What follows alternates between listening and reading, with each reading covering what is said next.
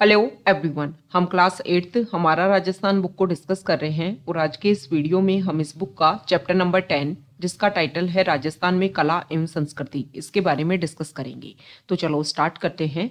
Chapter को start किया है राजस्थान में कला और संस्कृति की बेसिक बातों के साथ में कि राजस्थान में कला का इतिहास मानव सभ्यता के इतिहास के साथ जुड़ा हुआ है। खुदाई से प्राप्त अवशेषों से यहाँ की कला के क्रमिक विकास को सहज ही समझा जा सकता है।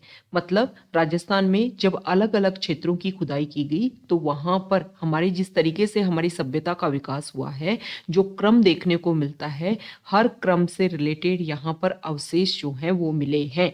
जैसे आहड़, कालीबंगा, पचमता, बागोर, गिलूंड, ओजियाना आदि गांव उल्लेखनीय सभ्यताओं के केंद्र रहे हैं। सुरक्षा एवं जीवन उपयोगी साधनों को ध्यान में रखते हुए प्राय नदियों, तालाबों व पहाड़ियों तथा उनके बीच गांव बसाए जाते थे।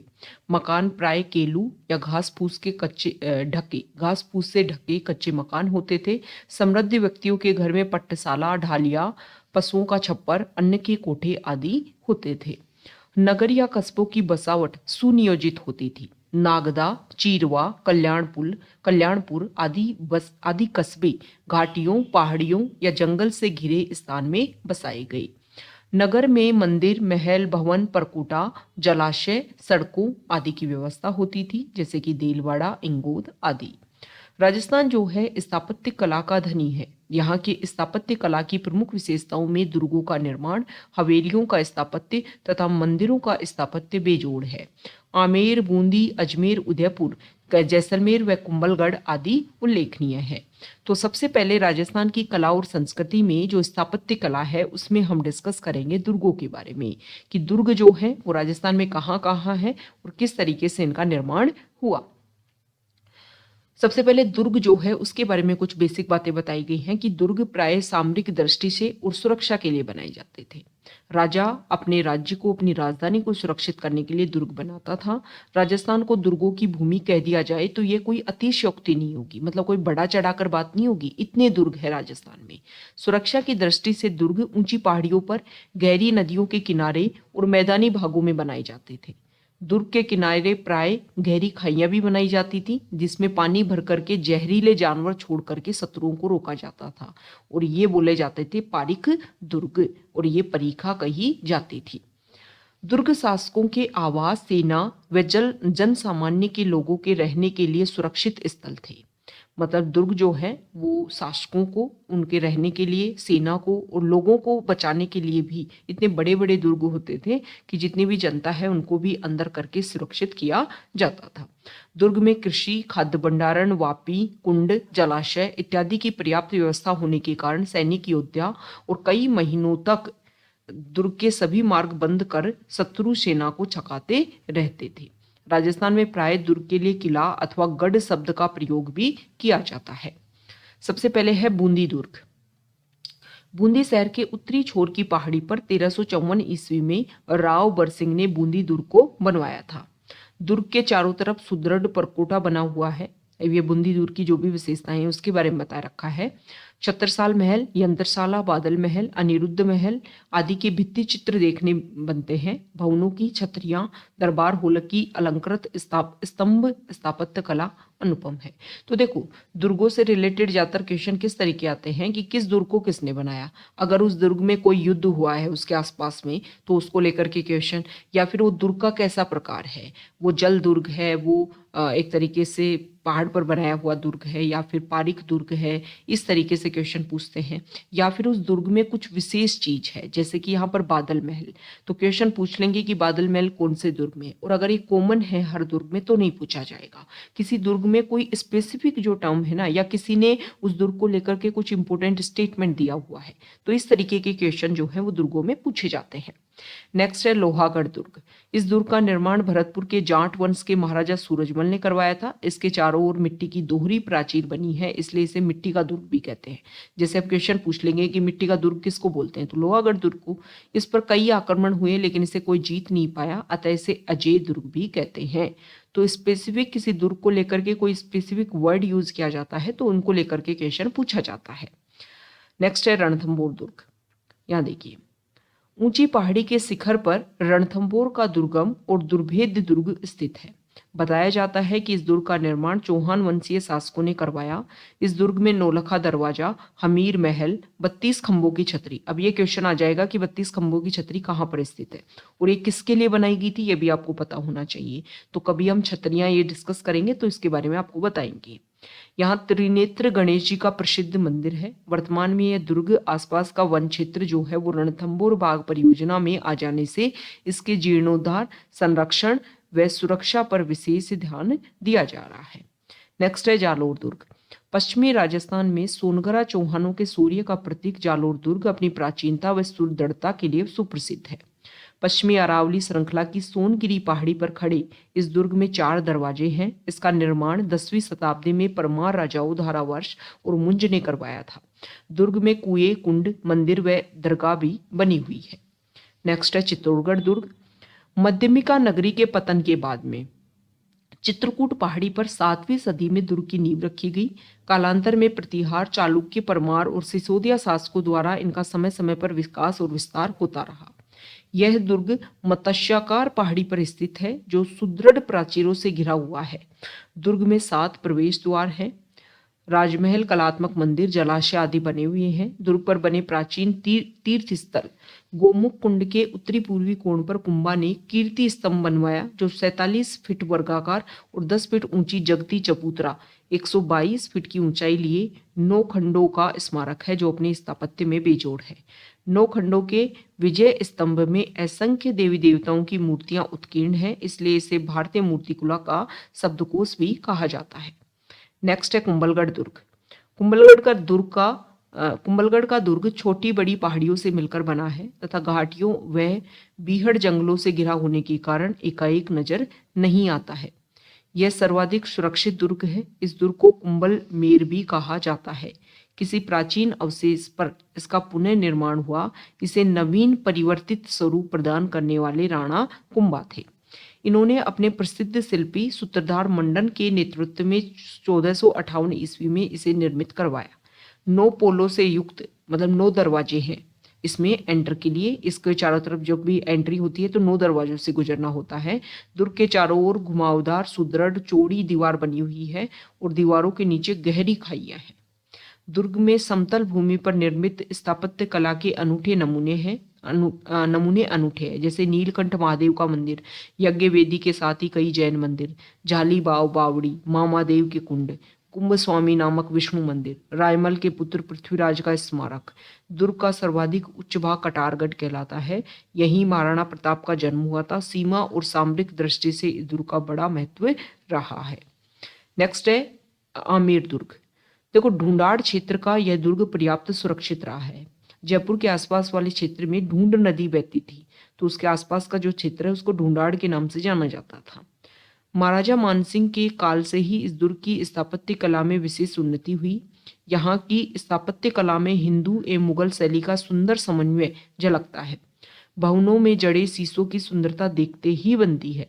दुर्ग के प्रवेश द्वार गणेश गेट पर शिला देवी का प्रसिद्ध मंदिर बना हुआ है। नेक्स्ट है गागरोन का जल दुर्ग।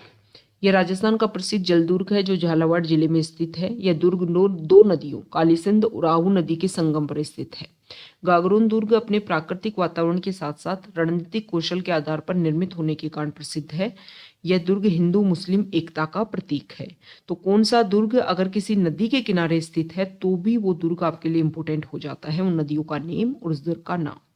कुछ अन्य दुर्गों के बारे में यहाँ बताया है कि राजस्थान में और भी कई महत्वपूर्ण दुर्ग है, जिसमें जोधपुर का मेहरानगढ़ अपनी मजबूती और सुंदर राजप्रसादों के लिए प्रसिद्ध है। बीकानेर का जूनागढ़ तो रेगिस्तानी भूमि में बनने वाले दुर्गों में उत्कृष्ट है। दुर्ग के अंदर की स्थापत्य कला में मेहराब वाले दरवाजे मुगल प्रभाव के यथेष्ट प्रमाण है। जैसलमेर का सोनारगढ़ का दुर्ग पीले बलुआ पत्थर से बना होने के कारण सूरज की रोशनी पड़ने पर सोने जैसा चमकता है, इसलिए इसे सोनार किला द गोल्डन फोर्ट भी कहते हैं। अब बात कर लेते हैं मंदिरों की। मंदिरों का विकास गुप्त काल से ही माना जाता है, जो गुर्जर प्रतिहार, गुहिल, चंदेल, राठौड़, परमार, सोलंकी, चालुक्य और पाल शासकों के समय में भी होता रहा। मंदिर में देवी देवताओं की स्थापना होती है। इनका निर्माण शिल्प शास्त्रों के नियमानुसार होता है। राजस्थान के प्रमुख मंदिरों में निम्न है। मेवाड़ के प्रमुख मंदिर हैं जगदीश मंदिर उदयपुर में, सहस्त्र बाहु मंदिर मतलब जिसको सास बहु मंदिर नागदा उदयपुर में, अंबिका मंदिर जगत उदयपुर में, श्रीनाथ जी का मंदिर नाथद्वारा राजसमंद में, श्री एकलिंग जी का मंदिर उदयपुर में, ऋषभ देव का जैन मंदिर उदयपुर में, चार भुजानाथ मंदिर गढ़बोर राजसमंद में। मारवाड़ के प्रमुख मंदिर हैं देलवाड़ा जैन मंदिर आबू पर्वत सिरोही, रणकपुर जैन मंदिर पाली, किराड़ू के मंदिर बाड़मेर में, ओशिया के मंदिर जोधपुर में। नेक्स्ट है हाड़ौती के प्रमुख मंदिर, हिंदू मंदिर बाड़ोली राउतभाटा, शिव मंदिर भंडदेवरा बारा, कसवा मंदिर कोटा, कमलेश्वर महादेव बूंदी, सूर्य मंदिर झालरापाटन झालावाड़ आदि। शेखावटी जयपुर के प्रमुख मंदिर हैं आबानेरी मंदिर दौसा, खाटू श्याम जी का मंदिर सीकर, गोविंद देव जी का मंदिर जयपुर। मंदिर प्राय राजा महाराजाओं, रानियों, जागीरदारों, श्रेष्ठियों, जन सामान्य के स्त्री पुरुषों के सहयोग से समय समय पर निर्मित हुए हैं। अब बात कर लेते हैं मूर्तिकला की। ये सारी बातें हमने देखी हैं कि राजस्थान में कैसी कैसी स्थापत्य कला देखने को मिलती है। राजस्थान में वैष्णव, शैव, शाक्त आदि के साथ जैन धर्म के अनेक मंदिर एवं मूर्तियां प्रसिद्ध हैं। यद्यपि गुर्जर प्रतिहार, परमार, चौहान, गुहिल शासकों के संरक्षण में मूर्तियों से सुसज्जित मंदिर निर्मित करवाए गए, तथापि प्रतिहारों का विशेष योगदान रहा। शैव धर्म की प्राचीन परंपरा में शिव के लिंग विग्रह और मानवीय प्रतिमाएं बनाई गई।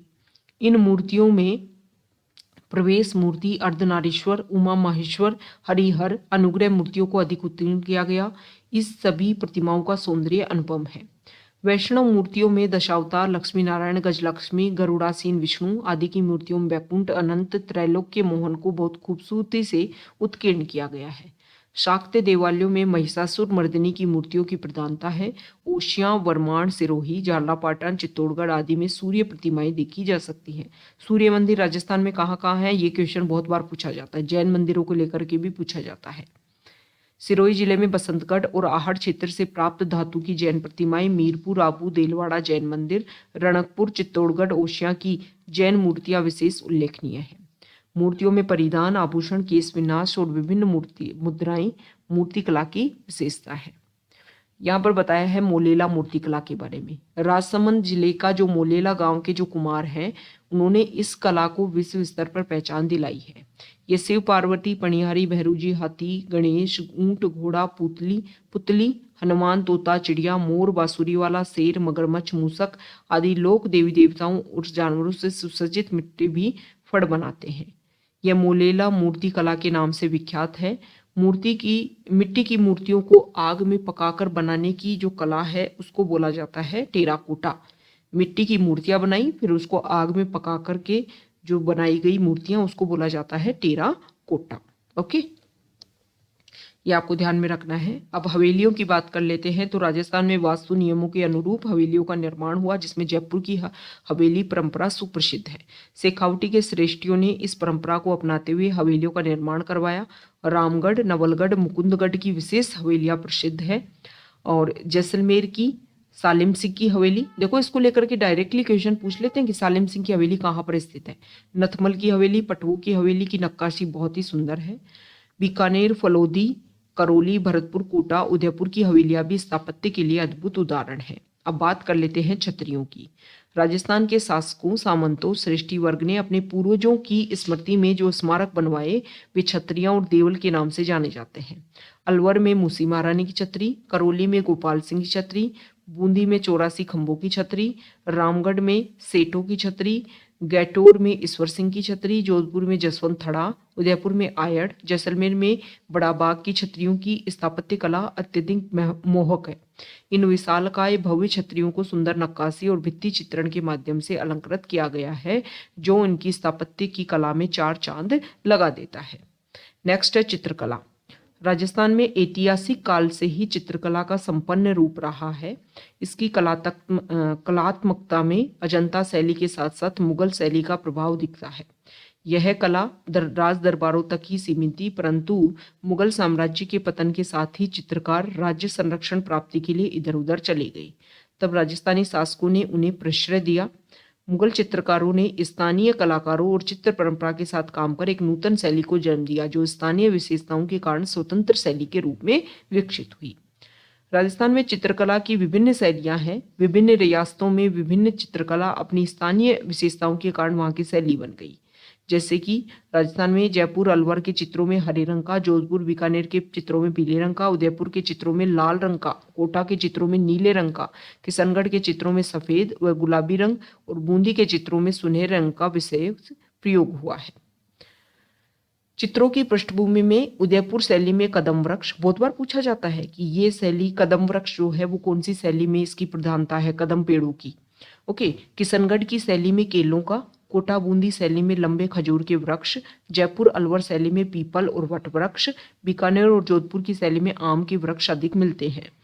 विभिन्न शैलियों में पशु पक्षी भी अलग अलग हैं, जैसे उदयपुर शैली में हाथी, चकोर पक्षी, नाथद्वारा में गाय, जयपुर व अलवर में मोर व घोड़ा देखे जाते हैं। विभिन्न शैलियों में स्त्री पुरुषों की आकृतियां भी अलग अलग हैं। किशनगढ़ शैली में बनी ठनी में नारी सौंदर्य को चित्रित किया गया है। आमेर मतलब जयपुर, जोधपुर व बीकानेर की शैली पर मुगल प्रभाव स्पष्ट झलकता है।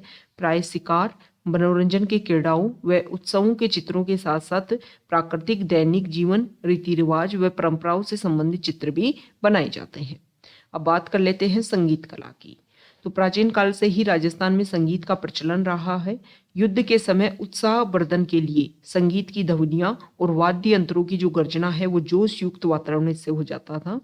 विविध रागों से युक्त संगीत के साथ साथ श्रृंगार से युक्त माड राग भी उल्लेखनीय रहा है। यहाँ के शासकों ने संगीतज्ञों और गायकी का सदैव सम्मान किया है। भक्तों ने भी संगीतों की विभिन्न राग रागनियों को प्रचलित और प्रसारित किया, जिसमें मीराबाई, दादू, चरणदास, दयाबाई, सहजूबाई के नाम विशिष्ट है। संगीत के विभिन्न घराने भी राजस्थान में विकसित हुए। जन सामान्य के बीच लोक संगीत में संस्कार, उत्सव, पर्व, देवी देवताओं के जागरण, वैवाहिक गीत भी गाए जाते हैं। राजस्थान की अनूठी कला और संस्कृति यहाँ के दुर्ग, मंदिर, मूर्तिकला, हवेलियां, छतरियों में देखने को मिलती हैं, जो हमारी गौरवपूर्ण विरासत है। इस विरासत को अक्षुण्ण रखना हम सबका दायित्व है। तो ये चैप्टर, अब इसकी इंपॉर्टेंट शब्दावली को देख लेते हैं। फर्स्ट है स्थापत्य कला, जिसका मतलब होता है भवन निर्माण कला। प्रतिमा, मूर्ति, दुर्गम, जहां पहुंचना कठिन हो, भित्ति चित्रण, दीवारों पर चित्र बनाना। तो ये चैप्टर नंबर 10 को हमने कंप्लीट किया है। अगर आप यहां तक आए हैं, वीडियो आपको अच्छा लगा है तो प्लीज वीडियो को लाइक कीजिए, शेयर कीजिए और चैनल को सब्सक्राइब कीजिए। Okay, thank you.